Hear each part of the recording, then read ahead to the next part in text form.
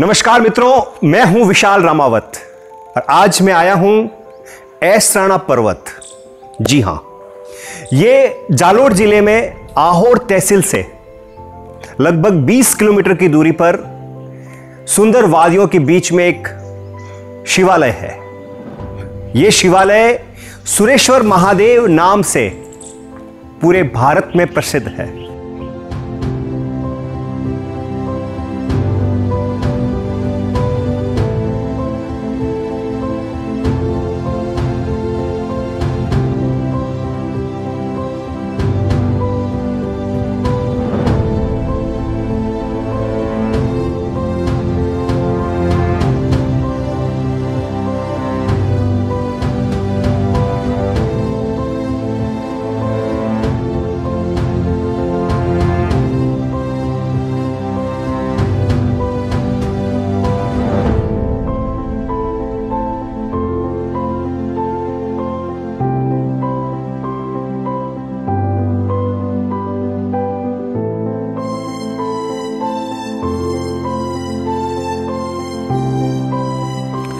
मित्रों, भारत की कल्पना संतों के बिना नहीं की जा सकती। भारत में ऐसे ऐसे संत हुए हैं, उनके ऐसे ऐसे चमत्कार हैं, उनकी ऐसी तपस्या है जिस पे आज की पीढ़ी शायद विश्वास ना करे। मैं आज आपको एक ऐसे संत से अवगत कराना चाहता हूं जिनकी आयु का कोई अता पता नहीं। पूरे जीवन काल में वे निराहार रहे, सिर्फ वायु का ही आहार करते थे, जिनका नाम है फतेहगिरी जी महाराज। उन्होंने ही इस तीर्थ को जगत के सामने प्रस्तुत किया। यह गुप्त तीर्थ था। इसी तीर्थ को पूरे भारत के समक्ष लेकर आए फतेहगिरी जी महाराज। इसकी एक बहुत ही सुंदर कथा है और फतेहगिरी जी महाराज से जो परंपरा इस मठ में शुरू हुई और वो परंपरा के गादीपति वर्तमान समय में इस मठ के गादीपति श्री श्री 1008 पर्वतगिरी जी महाराज, जो कि इस मठ के 18वें महंत के रूप में वर्तमान में अपनी सेवाएं दे रहे हैं। मित्रों, ये जो मठ है और इस मठ में जो अभी तक महाराज जी के समेत, महंत जी के समेत जो 18 महंत हुए हैं, ये गादी बहुत तपी हुई है। आप भी बड़े तपस्वी हैं और जितने भी महंत इस गादी पर बैठे हैं वे सभी चमत्कारी और महातपस्वी हुए। मित्रों, ऐसराणा पर्वत की इन सुंदर वादियों के बीच सुरेश्वर महादेव का एक बहुत अति प्राचीन ये सुंदर मंदिर। ये जो पहाड़ियां हैं, या यूं कह दूं कि ये जो मंदिर है जिस गांव में स्थित है, उस गांव का नाम है पांडवगरा। पांडवगरा से आप समझ रहे हैं कि ये पांडवों द्वारा स्थापित शिवालय है। ऐसा कहा जाता है कि पांडवों ने लंबे समय तक यहां पर रुककर तपस्या की थी और इस शिवालय की यहां पर इन्होंने स्थापना की थी। लेकिन यह शिवालय गुप्त शिवालय था।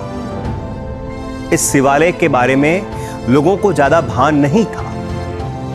इसी दौरान सैकड़ों शताब्दियां बीतने के बाद एक संत यहां पर आते हैं। हरियाणा की धरती से एक संत घूमते घूमते इस धरती तक पहुंचते हैं, जिनका नाम श्री फतेहगिरी जी महाराज। यहां आकर वो तपस्या करते हैं। योगी थे, दूरदृष्टा थे। इस शिवालय को देखते ही वो समझ गए कि ये प्राचीन शिवालय है, ये शिवलिंग सिद्ध है। मित्रों, ऐसा कहा जाता है कि दादा गुरु फतेहगिरी जी महाराज ने लगभग 150 वर्षों तक मां हिंगलाज की तपस्या की, उन्हें प्रसन्न किया और यहां पर मां हिंगलाज को स्थापित किया। महाराज जी की भक्ति इतनी सिद्ध थी कि इस क्षेत्र के अंदर बहुत सारे जंगली जानवर रहते थे। वो भी महाराज जी से प्रेम करते थे। इनके तप के प्रभाव से यहां के जानवर भी अपना वैर भाव भुलाकर एक ही कुंड में, चाहे शेर हो या हिरन, वो एक ही जगह बैठ के पानी पीते थे। पांडगरा गांव से कुछ ही दूरी पर स्थित एक गांव साबूजा, वहां के ठाकुर साहब सूर सिंह जी उदावत, उन्हें शिकार का शौक था और वो इस क्षेत्र में शिकार करने आया करते थे। उस समय यहां पर जंगली शुअर बहुत थे। तो अब फतेहगिरी जी महाराज इस शिवालय को भी लोक कल्याण के लिए जनता के समक्ष लाना चाहते थे और जानवरों का शिकार ना हो, इसके लिए भी वे कुछ करना चाहते थे। वे एक सिद्ध योगी थे। फतेहगिरी जी महाराज एक विशाल जंगली शुअर का रूप धारण कर साबूजा गांव में पहुंच जाते हैं। गांव के कुछ लोग ठाकुर साहब को जाके सूचना देते हैं कि हमारे खेतों में एक बहुत बड़ा जंगली शुअर आया है। ठाकुर साहब अपने भाई सहयोगियों के साथ बंदूकें भाले लेकर घोड़ों पे सवार होकर उस सुअर का शिकार करने के लिए निकल जाते हैं। अब होता यूं है कि जैसे जैसे उस सुअर का वो पीछा करते हैं, वो सुअर आगे से आगे बढ़ता जाता है। कभी दिखाई नहीं देता तो ये लोग हार मान जाते हैं कि अब तो दिखाई दे नहीं रहा है। फिर कुछ देर वो वापस अपनी गांव की तरफ जाने लगते हैं तो जंगली शुअर वापस दिखाई देता है। ऐसे करते करते करते ऐस राना की पहाड़ियों तक वो सुअर उनको यहां पर लेके आ जाता है। इन पहाड़ियों में पहुंचने के बाद वो विशाल जंगली सुअर एक संकरी गुफा में घुस जाता है। तब ठाकुर साहब और उनके सहयोगी बहुत खुश होते हैं कि अब कहां जाएगा बच के। जैसे ही ठाकुर साहब बंदूक लेकर उस गुफा में जाते हैं तो देखते हैं कि एक जटाधारी संत ध्यानस्थ अवस्था में शिवलिंग, एक विशाल शिवलिंग के पास बैठे हैं। वो देखते ही अचंभित हो जाते हैं और वो देखते हैं कि उस संत के जगह जगह से खून रिस रहा है। वो उन्हें प्रणाम करते हैं और पूछते हैं कि महाराज ये आपको चोटें कैसे आई? तो फतेहगिरी जी महाराज कहते हैं कि तेरे ही तो कारण, तूने ही तो मारा है। तो ठाकुर साहब को समझ में आ जाता है। उस विशाल शिवलिंग के वो दर्शन करते हैं। अब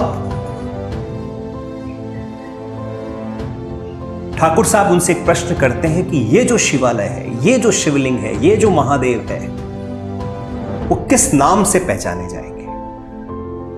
तब फतेहगिरी जी महाराज कहते हैं कि ये शिवालय, ये महादेव सुरेश्वर महादेव के नाम से जाने जाएंगे।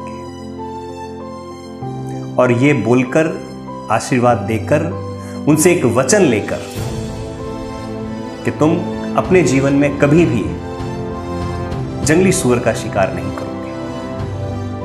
और उस शिवलिंग के अंदर वो सशरीर प्रवेश कर जाते हैं। जिस प्रकार से मीरा ने कृष्ण की मूर्ति में समा गई थी, उसी प्रकार से फतेहगिरी जी महाराज इस विशाल शिवलिंग के अंदर समा जाते हैं। मित्रों, इस शिवलिंग की स्थापना पांडवों ने अपने अज्ञातवास में की थी। ये विशाल शिवालय, ये विशाल शिवलिंग जो आप देख रहे हैं, ये बहुत चमत्कारी शिवलिंग है। और सबसे बड़ी बात यहां पर यह देखी मिलेगी कि अगर कोई ध्यान, मेडिटेशन करना चाहता है तो यहां बहुत जल्दी ध्यान लगता है। यहां इंसान शून्य अवस्था में बहुत जल्दी पहुंच जाता है। कोई भक्ति के मार्ग पे चलना चाहता है, कोई अपनी आत्मा का उद्धार करना चाहता है, तो ऐसे व्यक्ति को इस स्थान पे आना चाहिए। और कोई भौतिक चीजों की जिज्ञासा लेकर आना चाहता है तो भी यह स्थान बहुत चमत्कारी है। फतेहगिरी जी महाराज एक ऐसे संत हुए पूरे भारत के अंदर जिन्होंने अपने जीवन काल में 7 बार जीवित समाधि ली है। अब एक ही जीवन और उसमें 7 बार 7 टाइम अलग अलग जगह पर, तो उनका जीवन काल कितना लंबा रहा। यहां से समाधिस्थ होकर इस शिवलिंग में समाने के बाद वो आगे जाकर वापस एक उसी रूप में उसी नाम के साथ तपस्या करते हैं, फिर वहां पर जीवित समाधि लेते हैं, फिर आगे जाकर फिर तपस्या करते हैं, फिर जीवित समाधि लेते हैं। पूरे भारत में उनकी 7 समाधि स्थल है।